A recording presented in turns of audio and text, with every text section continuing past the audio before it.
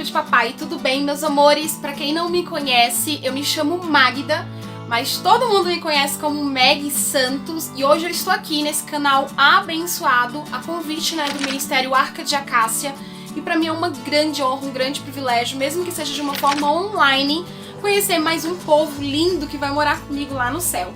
E hoje eu fui convidada a compartilhando um pouquinho daquilo que o amor de Cristo fez na minha história, o meu testemunho. Vai ser algo muito breve, né? Eu tenho alguns vídeos no meu canal também contando um pouco mais detalhada a minha história. E debaixo, dessa graça do Espírito Santo eu vou tentar levar para vocês um pouco do amor de Cristo, a graça que me alcançou. Mas eu quero embasar o meu testemunho em uma passagem que se encontra no Evangelho de Lucas, capítulo 8, versículo 48, que diz: E ele lhe disse, tem bom ânimo, filha, a tua fé te salvou, vai em paz. Esse versículo conta-nos uma história que é muito conhecida. Quem nunca ouviu falar? Eu acredito que até aquelas pessoas que não têm um convívio hoje dentro da igreja já ouviu falar da mulher do fluxo de sangue. E isso nos ganha tempo. A gente bem sabe que naquela época não era igual aos dias de hoje, que uma mulher fica no seu período de fluxo de sangue e tá tudo bem. Naquela época, uma mulher que ficava no seu período de fluxo de sangue, ela era considerada uma pessoa imunda. Uma pessoa que não podia tocar em ninguém, ninguém podia tocar nela.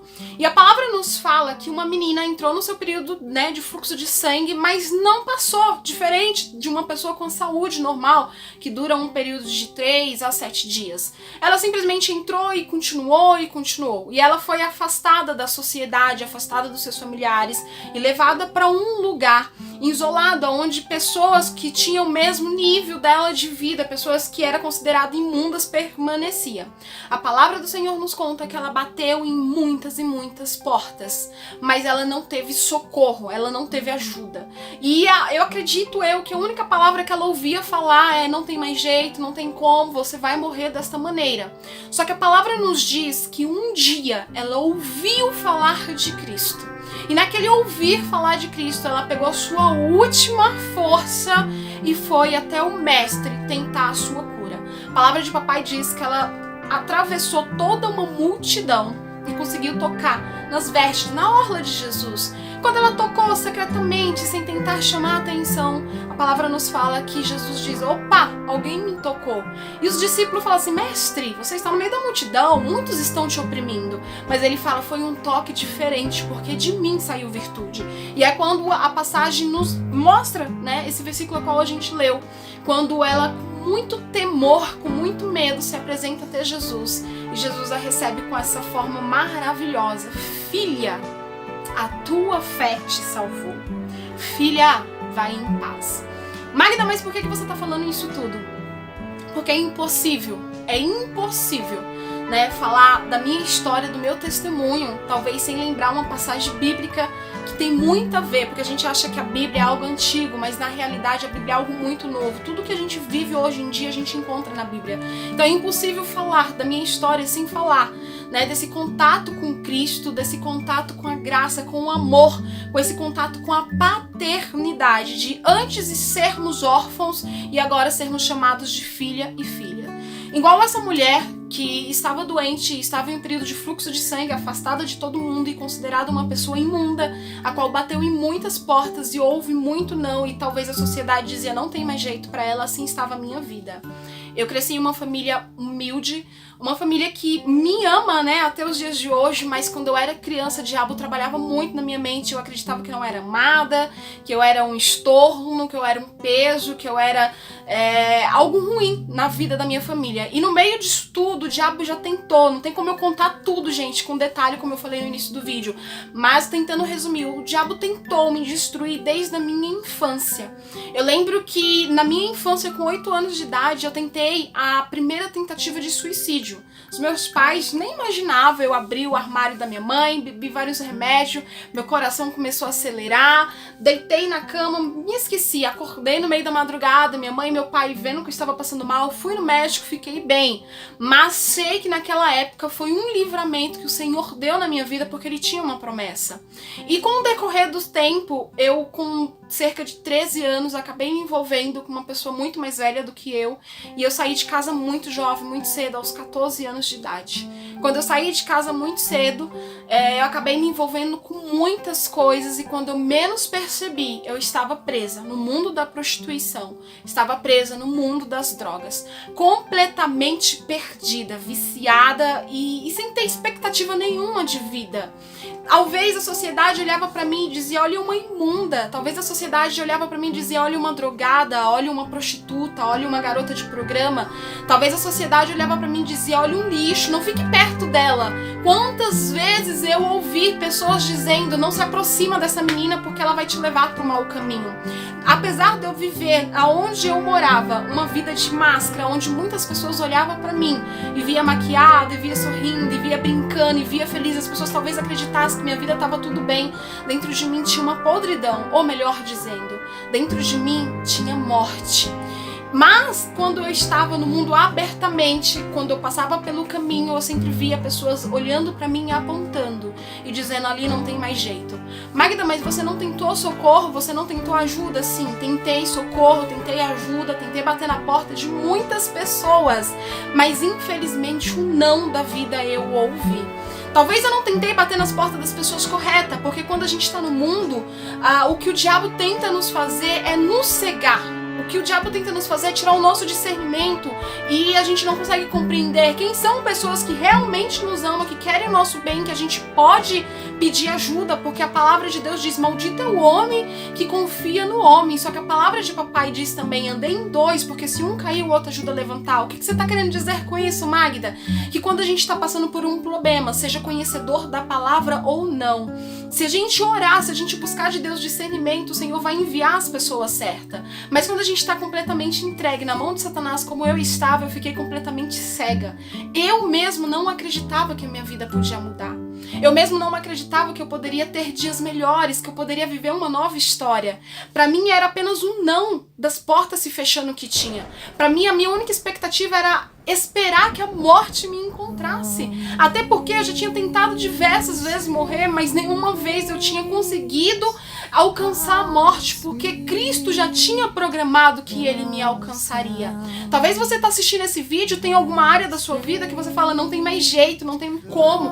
Talvez tenha alguém que você ama, que está perdido no mundão, e você fala assim, agora? Talvez você fala, meu, essa pessoa está trilhando, indo para um caminho ao encontro da morte. Mas como profeta do Senhor, hoje eu venho profetizar na sua história, que assim como Cristo me encontrou, Cristo vai encontrar essa área da sua vida morta, ou essa pessoa que está perdida no mundão afora. Que ainda que a morte tenta, sabe, aprisionar ela, a cobertura de sangue, do sangue de Jesus vai cobrir essa pessoa e a gente vai viver o sobrenatural. Eu lembro-me que eu estava completamente perdida na noite, sem expectativa nenhuma de vida. Eu me sentia muito sozinha, eu me sentia podre, eu vivia presa no mundo da depressão, né, da ansiedade. Eu sempre vivia dopada de droga, dopada de bebida, sem expectativa nenhuma, sem expectativa nenhuma. Por fora era belo, mas por dentro só existia podridão. Eu lembro que uma certa noite, um pastor, né, entrou no lugar que eu estava, na boate a qual eu estava, só que até então eu não sabia que ele era um pastor. E eu lembro que aquele moço, ele ficava me encarando. Eu falei, nossa, que tanto que esse homem me encara, tava me incomodando, me incomodava. E eu lembro que ele se achegou até a mim, né, e me fez uma pergunta. Ele falou, menina, o que você está fazendo neste lugar? Aqui não é o seu lugar. Você é princesa, você é filha do Senhor. Você é amada, você tem valor. Deixa eu te falar uma coisa. Eu sou pastor. E aí eu lembro que na hora eu julguei, falei, nossa, pastor aqui? E aí ele falou assim, eu sou pastor, sou afastado da presença de Deus. Mas quando eu estava passando pela rua, eu ouvi a voz do Pai mandando eu entrar aqui. E quando eu te olhei, o Senhor me ministrou para vir te ministrar. E agora eu tenho algo que eu concluí, né? Dizendo assim, com minhas palavras, eu não lembro exatamente a frase que ele falou, mas ele falou assim, eu concluo uma coisa. Que eu estava afastado da presença do Pai, mas se Ele teve a misericórdia de usar a minha vida para te alcançar, é porque a misericórdia e a graça dele alcançou a sua história e me alcançou. Eu vou sair daqui E na primeira igreja que eu abrir, que eu olhar e ver que está aberta, eu vou fazer o retorno, eu vou retornar, refazer a minha aliança com Deus. E eu creio que um dia eu verei você no altar de Deus pregando a palavra dele, porque este não é o seu lugar e ele tem um chamado lindo na sua história. Eu lembro que Durona eu fiquei. Porque às vezes é assim, às vezes a gente prega a palavra, às vezes a gente ministra, chama as pessoas para ir para a casa do Senhor e parece que a nossa palavra, que a nossa ação, que a nossa semeadura não está fazendo efeito. A pessoa se torna resistente. Só que hoje eu preciso te dizer que tudo que você faz no reino de Deus, toda semente que você lança tem um momento exato de nascer. Eu lembro que eu, Durona, ouvindo a palavra daquele pastor, ele saiu, eu olhando assim, tipo, com aquela cara, nossa, que cara louco. Eu saí da onde eu estava, de uma banqueta onde eu estava e entrei no banheiro, lá naquela boate. Eu lembro que na hora eu comecei a chorar, mas chorar muito, parecia que todo efeito de qualquer bebida, qualquer droga que eu tinha usado passou. E em meio às lágrimas eu falei, Deus, se é verdade aquilo que aquele homem falou, muda a minha história. Se é verdade o que ele falou, muda a minha vida, me arranca deste lugar, me mostra que vale a pena viver, que tem um sentido na minha vida, um sentido na minha história. E eu fiz uma oração, tive um momento assim que eu sentia que naquele banheiro eu não estava sozinha, mas quando eu abri a porta, a minha vida permanecia a mesma. Tudo permanecia da mesma forma, o cenário não tinha mudado aos meus olhos. Só que a semente que foi plantada através da vida daquele homem que estava afastado da presença de Deus começou a crescer. Ele semeou e Deus começou a regar, Deus começou a dar o crescimento. Eu lembro que a minha vida mudou em alguns aspectos. Porque antes, quando eu passava na rua e alguém dizia Jesus te ama, eu nem ligava. Mas agora quando alguém era usado, né, pela boca do Pai para dizer Jesus te ama, eu já olhava diferente. Quando eu passava frente às igrejas e ouvia um louvor, parecia que aquele louvor estava falando comigo. Eu sentia que tinha algo diferente. E eu lembro que uma certa tarde, de início de noite, né, era verão, já era em torno de umas 7 horas, acredito eu, mas ainda estava claro. Eu estava sentado na minha casa antiga tinha uma escada muito grande, eu morava no 3º andar de uma casa. E na rua tinha, assim, de esquina, uma igreja. E tinha uma jovem que cantava um louvor da Aline Barros Santidade, que fala: se o meu corpo errar o caminho, meu coração clamará por ti.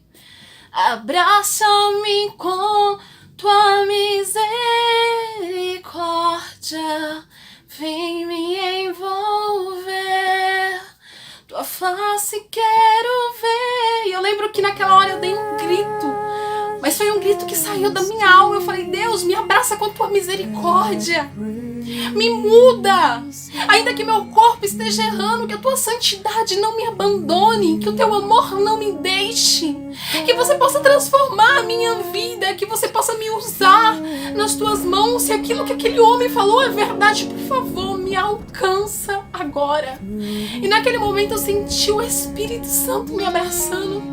Eu senti que o próprio Deus foi até aquela ponta daquela escada e falou assim: a partir de agora você tem uma nova história. E tudo começou a mudar. Hoje vai fazer, nossa, naquela época eu tinha 17 anos, agora em novembro eu faço 30 anos. Pra você ter noção de quanto tempo faz que eu fiquei firme na presença de papai. Foi fácil, Magda? Não foi fácil. Eu passei por muitas guerras, por muitas batalhas. O processo de libertação foi muito difícil. Mas o que me segurou firme na presença de Deus foi entender que quando a sociedade olhava para mim e dizia: você é imunda, quando a sociedade olhava para mim e dizia: não tem valor, quando a sociedade olhava para mim, quando eu mesmo olhava para mim e dizia: não tem mais jeito, acabou, Cristo foi até mim e me chamou de filha. Cristo foi até a mim e me chamou de princesa. Cristo foi até a mim e disse que ele tinha um chamado, uma obra, que enquanto eu não tinha expectativa pro futuro, o Senhor simplesmente foi lá e falou assim: ó, as folhas estão em branco, eu quero escrever uma nova história. E no meio disso tudo, no meio de todas as provações, de vales, desertos, de dificuldades, de risos e de lágrimas que eu passei no decorrer de todos esses anos, o que me segurou firme na presença de Deus foi exatamente isso: filha, a tua fé te salvou. Eu não conhecia Cristo, mas alguém veio falar dele para mim. E no momento certo, quando a semente cresceu, eu gritei, eu clamei por ele. Assim como essa mulher de fluxo de sangue. Ela não conhecia Cristo, mas alguém foi falar para ela desse amor. E no meio de toda dificuldade, quase morrendo, ela lutou para tocar em Jesus. E aquela fé, por mais que fosse pequenininha, mudou a história dela, assim como mudou a minha história. Magda, mas o que você está querendo dizer com isso? Meg, o que você está querendo dizer com isso? Talvez você que está aí do outro lado assistindo esse vídeo está se perguntando. Eu estou querendo falar que se Deus ouviu o clamor de uma mulher que estava tão fraca ao ponto de nem gritar por misericórdia, porque na palavra a gente vê pessoas que gritou, filho de Davi, tem misericórdia de mim, ela só simplesmente tocou. Se Deus ouviu o clamor dessa mulher de socorre-me, Deus, se o Senhor ouviu o meu clamor, que mesmo sem eu entender, a minha alma estava clamando, Deus me ajuda, e o Senhor ouviu, sabe, o meu grito de socorro em um banheiro de uma boate, em uma escada, você acha que Deus não vai ouvir a tua oração? Você acha que essa área na sua vida que está paralisada, ou aquela pessoa que tanto você ama, que está perdida no mundo, vai continuar da mesma maneira, da mesma forma? Não. Hoje, através desse humilde vídeo, através dessa humilde palavra, através desse testemunho que conta um pouquinho da graça, do poder, daquilo que Deus fez na minha vida, eu quero te convidar a usar o pouquinho de força que você tem, a usar o pouquinho de fé que você tem e chegar diante de Cristo e dizer: eu sei que você muda histórias, eu sei que você muda cenários, e eu sei que você vai mudar a minha história, eu sei que você vai mudar essa área morta na minha vida, que o Senhor vai trazer vida, vai trazer cura, libertação, salvação, ou que você vai alcançar aquela pessoa que tanto eu amo e está perdida aí no mundo afora. Que Deus possa te abençoar grandiosamente. Para mim é uma honra imensa estar nesse canal. Se você chegou aqui por acaso, se inscreva nesse canal, seja extremamente abençoada, que tem vídeos maravilhosos que vai alimentar a sua alma. Te deixo o convite também para você ir lá no meu canal, Meg Santos, né? Vai ser uma honra também estar recebendo você lá no meu cantinho, e que juntos a gente possa se unir como um corpo de Cristo para dizer: Deus, Jesus Cristo, quando ele morreu naquela cruz, o sangue que foi derramado sobre aquele calvário permanece vivo, a palavra, a unção, a glória de Deus, o poder permanece viva até os dias de hoje para curar, salvar, libertar, transformar, edificar, alinhar e honrar todos aqueles que no nome dele acreditar. Amém? Que Deus abençoe, foi uma honra estar junto com vocês aqui. Fique com Deus. Beijo, a paz.